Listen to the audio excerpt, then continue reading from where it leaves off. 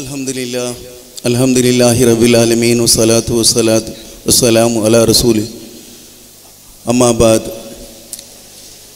ಪರಮ ಆದರಣೀಯರು, ಗೌರವಾನ್ವಿತರಾದ ಉಲೆಮಾಗಳೇ, ಈ ಸಂಸ್ಥೆಯ ನೇತೃತ್ವವನ್ನು ವಹಿಸಿರ್ತಕ್ಕಂಥ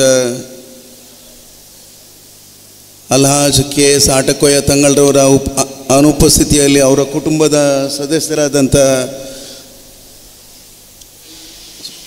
ನಮ್ಮ ತಂಗಳವರೇ, ನಮ್ಮ ವಿಶೇಷವಾಗಿ ಬಹಳ ನಮ್ಮ ಆದರಣೀಯರಾದ ದಾರಿಮಿ ಉಸ್ತಾದ್ ಅವರೇ, ನಮಗೆಲ್ಲರಿಗೂ ಒಂದು ಸ್ಪಿರಿಟ್ ಕೊಟ್ಟಿದ್ದಾರೆ. ಇವತ್ತು ವಿಷನ್ 2030 ಇರಬೇಕು ಅಂಥೇಳಿ ಅದು ಕೊಟ್ಟವರು 5,000 ಕುಟುಂಬಗಳಿಗೆ ಒಂದು ರಕ್ಷಕನಾಗಿ ಇವತ್ತು ವಿದೇಶದಲ್ಲಿ ಉದ್ಯೋಗವನ್ನು ಕೊಟ್ಟು ಆ ಕುಟುಂಬವನ್ನು ನಡೆಸಕ್ಕಂಥ ಯಜಮಾನ ನಮ್ಮ ಸಕ್ರಿಯ ಸಾಹೇಬರು. ಅವರ ಜೀವನದ ಅವರ ಇಡೀ ಟಿ ವಿ ಒಂದು ಚಾನೆಲ್ ಅವ್ರದ್ದು ಇಂಟರ್ವ್ಯೂ ಮಾಡಿತ್ತು. ಆ ಇಂಟರ್ವ್ಯೂವನ್ನು ನಾನು ಸಂಪೂರ್ಣವಾಗಿ ಕೇಳಿದ್ದೆ. ಅದನ್ನು ಇವತ್ತು ಸ್ವಲ್ಪ ಹೇಳಿದರು ಅವರು. ನಾನು 600 ರೂಪಾಯಿಯ ವೇತನದಲ್ಲಿ ವಿದೇಶಕ್ಕೆ ಹೋಗಿದ್ದೆ.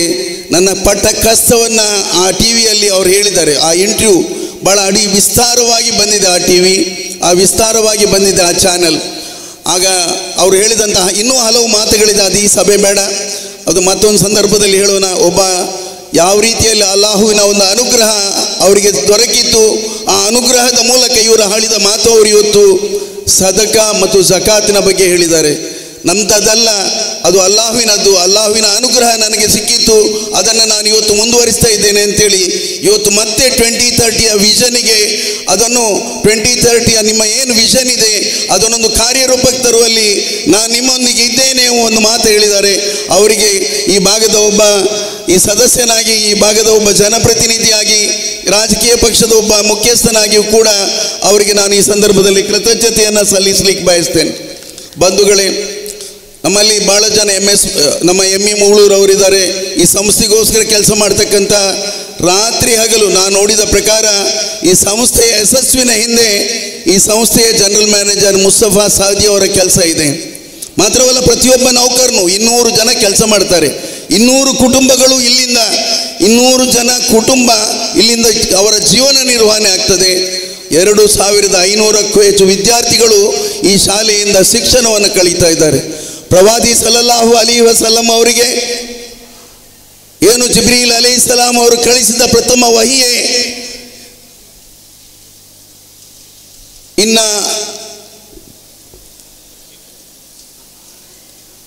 ಪ್ರಥಮ ವಹಿಯಾಗಿತ್ತು. ಇಕ್ರಾ ಬಿಸ್ಮಿ ರಬ್ಬಿಕಲ್ಲದಿ ಖಲಕಲ್ ಇನ್ಸಾನ ಫಿನ್ ಅಲಕ್. ಬಂಧುಗಳೇ, ಅರ್ಥ ಮಾಡಿಕೊಳ್ಳೋಣ. ಪ್ರಥಮ ವಹಿ ನೀನು ಓದು ಎಂಬುದಾಗಿತ್ತು. ನೀವು ಓದಬೇಕು ಮತ್ತು ನೀನು ಒಬ್ಬ ಜ್ಞಾನಿಯಾಗಬೇಕು, ನೀವು ಸರ್ವವನ್ನು ಕೂಡ ತ್ಯಾಗ ಮಾಡಲಿಕ್ಕೆ ತಯಾರಿರಬೇಕು ಎಂಬುದಾಗಿತ್ತು.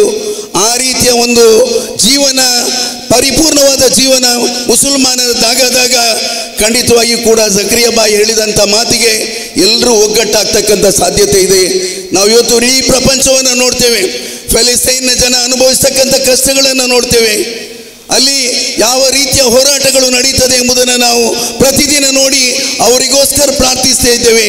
ಪ್ರಪಂಚದ ಇತರ ಭಾಗದಲ್ಲಿ ಕೂಡ ನಡೀತಕ್ಕಂಥ ಅನ್ಯಾಯ, ಅಕ್ರಮ ಅದರ ವಿರುದ್ಧ ನಾವು ಧ್ವನಿ ಎತ್ತದೇ ಇದ್ರೂ ಕೂಡ ಕನಿಷ್ಠ ದುವಾಗಳ ಮೂಲಕ ಆದರೂ ನಾವು ಅವರಿಗೋಸ್ಕರ ಪ್ರಾರ್ಥನೆ ಸಲ್ಲಿಸ್ತೇವೆ. ಇದು ಇಸ್ಲಾಂ ವಿಧಿಸಿದ ನಿಯಮ.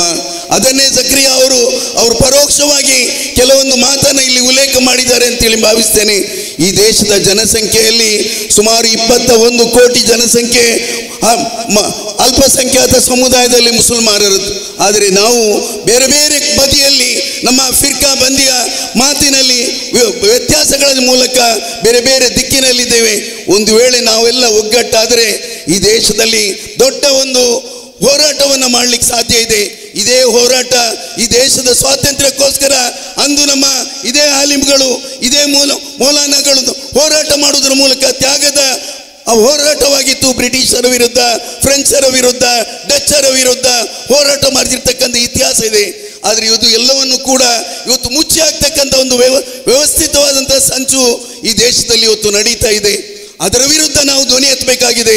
ಅದರ ವಿರುದ್ಧ ನಮ್ಮ ಶಿಕ್ಷಣದ ಮೌಲ್ಯವನ್ನು ನಾವು ಕಾಪಾಡಿಕೊಂಡು ಹೋಗಬೇಕಾಗಿದೆ. ಆ ಮೂಲಕ ಇವತ್ತು ಏನು ಈ ಒಂದು ಸಂಸ್ಥೆ, ನಾನು ಯಾವತ್ತೂ ಹಸನುಲ್ ಫೈಜಿ ಅವ್ರ ಕಾರಣ, ಅವರಿಲ್ಲದೆ ಇರ್ತಿದ್ರೆ ಈ ಭೂಮಿ ಈ ಮೈದೀನ್ ಹಾಜಿ ಅವರು ಇಲ್ಲಿ ದಾನ ಮಾಡದೇ ಇರ್ತಿದ್ರೆ ಇಲ್ಲಿ ಮೂಳೂರಿನಲ್ಲಿ ಸುನ್ನಿ ಸೆಂಟರ್ ಸ್ಥಾಪನೆ ಆಗ್ತಾ ಇರಲಿಲ್ಲ. ಹಸನುಲ್ ಫೈಜಿ ಅಂತ ಒಬ್ಬ ಧಾರ್ಮಿಕ ನಾಯಕ ಇದನ್ನು ಎಲ್ಲ ಸಮುದಾಯವನ್ನು ಒಟ್ಟು ಮಾಡ್ತಕ್ಕಂಥ, ಇದು ಯಾರು ಶ್ರೀಮಂತರ ಕೂಟ ಅಲ್ಲ. ಇವತ್ತು ಜಕರಿಯಾ ಹಾಜಿ ಒಬ್ಬರಿಗೆ ಇವತ್ತು ಇಂಥ ಸಂಸ್ಥೆಯನ್ನು ನಿಲ್ಲಿಸಲಿಕ್ಕೆ ಸಾಧ್ಯ ಇದೆ. ಅಥವಾ ಇನ್ನಿತರ ಹಲವಾರು ಜನ ನಮ್ಮ ಮಂಗಳೂರು ಕಡೆಯ ಮುಸಲ್ಮಾನರಿದ್ದಾರೆ, ನೇತೃತ್ವವನ್ನು ವಹಿಸಿದವರಿದ್ದಾರೆ, ಏನಪ್ಪ ಅಬ್ದುಲ್ ಕುಂಜಿ ಅಂತ ಸಂಸ್ಥೆಗಳನ್ನು ಕಟ್ಟಿದವರಿದ್ದಾರೆ. ಆದರೆ ಇದೆಲ್ಲವೂ ಕೂಡ ಬಡವರಿಂದ ಹುಟ್ಟಿದ ಕೂಸು, ಬಡವರು ದುಡಿತಕ್ಕೆ ಒಳಗಾಗಿ ಹೋದವರು. ಅದೇ ಕಷ್ಟದಿಂದ ತಿಂಗಳಿಗೆ 10,000 ರೂಪಾಯಿ ಸಂಬಳದಿಂದ 1,000 ರೂಪಾಯಿಯನ್ನು ಕೊಟ್ಟು ಈ ಸಂಸ್ಥೆ ಇವತ್ತು ಕಟ್ಟಿದ್ದಾರೆ. ಬಹಳ ಕಷ್ಟದಿಂದ ಕಟ್ಟಿದಂಥ ಎಲ್ಲ ಇಡೀ ಗಲ್ಫ್ ಭಾಗದ ಇಲ್ಲಿರ್ತಕ್ಕಂಥ ಎಲ್ಲ ಸಮಿತಿಗಳನ್ನು ಮಾಡಿ ಅವರು ಪಟ್ಟಂತ ಶ್ರಮ ಎಷ್ಟಿರಬಹುದು, ಇದನ್ನೊಂದು ಸಲ ನಾವು ಆಲೋಚನೆ ಮಾಡೋಣ. ಇದಕ್ಕೋಸ್ಕರ ಅವರು ಬೇಡಿದಂಥ ಬೇಡಿಕೆಗಳೆಷ್ಟಿರಬಹುದು, ಅವರು ಪಟ್ಟಂತ ಅವ್ರು ನಡೆದಂಥ ನಡೆಗಳೆಷ್ಟಿರಬಹುದು, ಇದೆಲ್ಲವನ್ನು ಕೂಡ ನಾವು ಆಲೋಚನೆ ಮಾಡಬೇಕಾಗಿದೆ. ಅದಕ್ಕೋಸ್ಕರನೇ ಆ ಗಲ್ಫ್ ಮೀಟ್ ಎಂಬ ಒಂದು ಕಾರ್ಯಕ್ರಮವನ್ನು ಅವರು ಇಟ್ಕೊಂಡಿದ್ದಾರೆ. ಆ ದಿನ ಇದರ ಸ್ಥಾಪಕ ಅಧ್ಯಕ್ಷರಾದ ಏನು ಹಸನುಲ್ ಫೈಜಿ ಅವರು ಕೂಡ ಆ ಕಾರ್ಯಕ್ರಮದಲ್ಲಿ ಉಪಸ್ಥಿತರಿರ್ತಾರೆ. ಅವರಿಗೆ ಮತ್ತು ಇದಕ್ಕೋಸ್ಕರ ಇವತ್ತು ಕೆಲಸ ಮಾಡ್ತಕ್ಕಂಥ KS ಆಟಕೋಯ ತಂಗಳವರು ದಕ್ಷಿಣ ಭಾರತದಲ್ಲಿ ಒಬ್ಬ ಪರಿಶುದ್ಧವು, ಎಲ್ಲ ಸಂದರ್ಭದಲ್ಲಿ ಕೂಡ ಯಾವುದೇ ರೀತಿಯ ಕಳಂಕ ಇಲ್ಲದೆ, ಯಾವುದೇ ರೀತಿಯ ರಾಜಕೀಯ ರಹಿತವಾಗಿರ್ತಕ್ಕಂಥ ಜೀವನವನ್ನು ಮಾಡಿ ತನ್ನ ಜೀವನದ ಬದುಕು ಧರ್ಮಕ್ಕೋಸ್ಕರ, ಸಮುದಾಯಕ್ಕೋಸ್ಕರ, ಸಮುದಾಯದ ಹೆಣ್ಣು ಮಕ್ಕಳ ಶಿಕ್ಷಣಕ್ಕೋಸ್ಕರ, ಸಮುದಾಯದ ನಿರ್ಗತಿಕರ ಶಿಕ್ಷಣಕ್ಕೆ ಮುಡಿಪಾಗಿಟ್ಟಿರ್ತಕ್ಕಂಥ KS ಆಟಕೋಯ ತಂಗಳರವರು ಇದರ ನೇತೃತ್ವವನ್ನು ವಹಿಸಿಕೊಂಡಿದ್ದಾರೆ. ಬೇರೆ ಬೇರೆ ಸಮಿತಿಗಳ ರಚನೆಗಳನ್ನು ಮಾಡಿದ್ದಾರೆ. ನಮ್ಮ ಜಿಲ್ಲೆಯ ಸಂಯುಕ್ತ ಜಮಾತ್ ಕೂಡ ಇದಕ್ಕೆ ಬೆಂಗಾವಲಾಗಿ ನಿಂತಿದೆ. ನಮ್ಮ ಊರಿನ ಮೂಳೂರು ಗ್ರಾಮದ ಈ ನಮ್ಮ ಏನು ಜಮಾತುಗಳಿದೆ, ಈ ಭಾಗದ ಎಲ್ಲ ಜಮಾತುಗಳು ಕೂಡ ಇದಕ್ಕೆ ಸಂಪೂರ್ಣವಾದ ಬೆಂಬಲವನ್ನು ಕೊಡುವುದರ ಮೂಲಕ ನಿಂತಿದೆ. ಇದು ನಮ್ಮ ಒಂದು ಹೆಮ್ಮೆ. DKSC ಇವತ್ತು ನಮ್ಮ ಈ ಜಿಲ್ಲೆಯ ಒಂದು ಹೆಮ್ಮೆಯ ಸಂಸ್ಥೆ. ಇದು ಮತ್ತಷ್ಟು ರೀತಿಯಲ್ಲಿ ಬೆಳೆಯಬೇಕಾಗಿದೆ.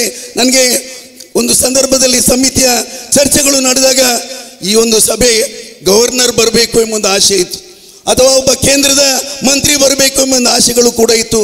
ಮುಂದಿನ ದಿನಗಳಲ್ಲಿ ಅಂತ ಒಂದು ವಿಚಾರ ಯೂನಿವರ್ಸಿಟಿಯ ಬಗ್ಗೆ ಮಾತಾಡಿದರು ನಮ್ಮ ಜಕರಿಯಾ ಸಾಹೇಬರು. ಖಂಡಿತವಾಗಿಯೂ ಕೂಡ 2030 ನಿಮ್ಮ ವಿಷನ್ ಏನಿದೆ ಅದು ಯೂನಿವರ್ಸಿಟಿ ಆಗ್ತಕ್ಕಂಥ ವಿಷನ್ ಇರಬೇಕು.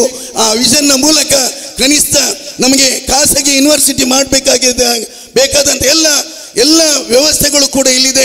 ME ಮೂಳೂರಂಥ ವ್ಯಕ್ತಿಗಳು ಇಲ್ಲಿದ್ದಾರೆ.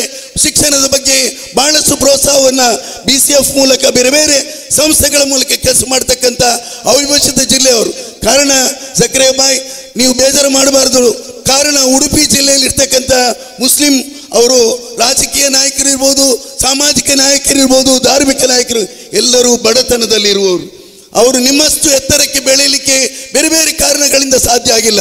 ಒಂದು ವೇಳೆ ಸಾಧ್ಯ ಆಗುವುದಿದ್ರೆ ನಮ್ಮ ನೇಜಾರ್ ಸಾಹೇಬರಿಗೆ ಆಗಬೇಕಾಗಿತ್ತು. ಆದರೆ ಅದು ಬೇರೆ ಬೇರೆ ಸಂದರ್ಭದಲ್ಲಿ ಅವಕಾಶಗಳು ಕೂಡಿ ಬರ್ತಾ ಇಲ್ಲ. ಆದರೆ ಯಾರಿಗೂ ಮೋಸ, ವಂಚನೆ, ಯಾವುದೇ ರೀತಿಯ ಅವ್ಯವಹಾರಗಳನ್ನು ಮಾಡದೆ ಜೀವನ ನಡೆಸ್ತಕ್ಕಂಥ ಈ ಜಿಲ್ಲೆಯ ಸಮುದಾಯ ಇವತ್ತು ಒಗ್ಗಟ್ಟಿನಿಂದ ನಿಮ್ಮೆಲ್ಲರನ್ನ ಮಂಗಳೂರು ಜಿಲ್ಲೆಯವರನ್ನು ಬೆಂಬಲಿಸ್ತಾ ಇದೆ. ಆದ್ದರಿಂದ ಮಂಗಳೂರು ಜಿಲ್ಲೆಯ ಜಕರಿಯಾ ಸಾಹೇಬ್ರಂತ, ಏನಪ್ಪ ಅಬ್ದುಲ್ಲಾ ಕುಂಜಿ ಅಂತ, ಅದೇ ರೀತಿಯಲ್ಲಿ ನಮ್ಮ ಪಲಿಮಾರಿನ ಏನು ನಮ್ಮ ಕರ್ನಿರೆ ಹಾಜಿ ಅವರಂತ ವ್ಯಕ್ತಿಗಳು ಇವತ್ತು ಈ ಭಾಗದಲ್ಲಿ ಹೆಚ್ಚು ಕರ್ನಿರೆ ಏನು ನಮ್ಮ ಸೈಯದ್ ಬಾಯಿ ಅವರು ಅಥವಾ ಬಾಕಿ ಅವರು, ಈಗ ಸೈಯದ್ ಬಾಯಿ ಅವರು BCF ಏನು BIT ಅಂತ ಬ್ಯಾರಿಸ್ ಇನ್ಸ್ಟಿಟ್ಯೂಟ್ ಆಫ್ ಟೆಕ್ನಾಲಜಿ ಅದನ್ನು ಇವತ್ತು ಕೋಡಿಯಲ್ಲಿ ಸ್ಥಾಪನೆ ಮಾಡಿದ್ದಾರೆ. ಅವರೊಂದು ಯೂನಿವರ್ಸಿಟಿ ಕೂಡ ಮುಂದಿನ ದಿನಗಳಲ್ಲಿ ಮಾಡ್ಬೋದು. ಆದರೆ ಇದು ಒಂದು ಆದಾಗ ಇದು ಎಲ್ಲರ ಸಂಸ್ಥೆ ಆಗ್ತದೆ. ಇದು ಎಲ್ಲರ ಸಂಸ್ಥೆ. ಇದು ಯಾರ ಒಬ್ಬ ವ್ಯಕ್ತಿಯ ಸೊತ್ತಲ್ಲ. ಇದು ಎಲ್ಲವೂ ಕೂಡ ಮುಸ್ಲಿಂ ಸಮುದಾಯದ ಒಂದು ಸೊತ್ತಾಗಿ ಕೊನೆಯ ತನಕ ಇದು ಉಳಿತದೆ. ಕೊನೆಯ ತನಕ ಉಳಿಬೇಕು. ಕಯಾಮತ್ ತನಕ ಈ ಒಂದು ಸಂಸ್ಥೆ ಮತ್ತಷ್ಟು ಅಭಿವೃದ್ಧಿ ಹೊಂದಬೇಕು ಎಂಬ ಒಂದು ಆಶಾಭಾವನೆಯನ್ನು ವ್ಯಕ್ತಪಡಿಸಿ ಈ ಸಂಸ್ಥೆಯಲ್ಲಿ ದುಡಿತಕ್ಕಂಥ ಎಲ್ಲ ನೌಕರರಿಗೆ ಬಹಳ ಪ್ರಾಮಾಣಿಕವಾಗಿ ದುಡಿತಾರೆ. ಅವರು ಆಲಿಮ್ಗಳಿರ್ಬೋದು, ಅಥವಾ ಒಬ್ಬ ಸ್ವೀಪರ್ ಇರ್ಬೋದು, ಅಥವಾ ಒಬ್ಬ ವಾಚ್ಮ್ಯಾನ್ ಇರ್ಬೋದು, ಅವರೆಲ್ಲರೂ ಮಾಡ್ತಕ್ಕಂಥ ಸೇವೆಯನ್ನು ನಾವು ಖಂಡಿತವಾಗಿಯೂ ಕೂಡ ಗೌರವಿಸೋಣ. ಮುಂದಿನ ದಿನಗಳಲ್ಲಿ ಈ ಸಂಸ್ಥೆ 2030 ವಿಷನ್ ಏನಿದೆ ಜಕರಿಯಾ ಜೋಕಟ್ಟೆ ಅವರು ಹೇಳಿದ್ದಾರೆ, ಅದನ್ನು ಮುಂದುವರಿಸಿಕೊಂಡು ಹೋಗಲಿ ಅಂತ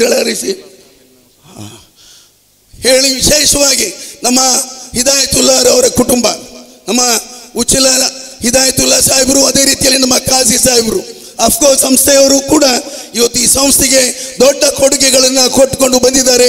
ಮುಂದಿನ ದಿನಗಳಲ್ಲಿ ಕೂಡ ಇವತ್ತು ನಮ್ಮಲ್ಲಿ ಬಹಳ ಅಫ್ಕೋ ಬೇರೆ ಆ ಜಿಲ್ಲೆಯಲ್ಲಿದ್ದರೂ ಕೂಡ ಈ ಜಿಲ್ಲೆಯವರು ಅವರೆಲ್ಲ ಈ ಸಂಸ್ಥೆಗೆ ನೆರವಾಗಿದ್ದಾರೆ.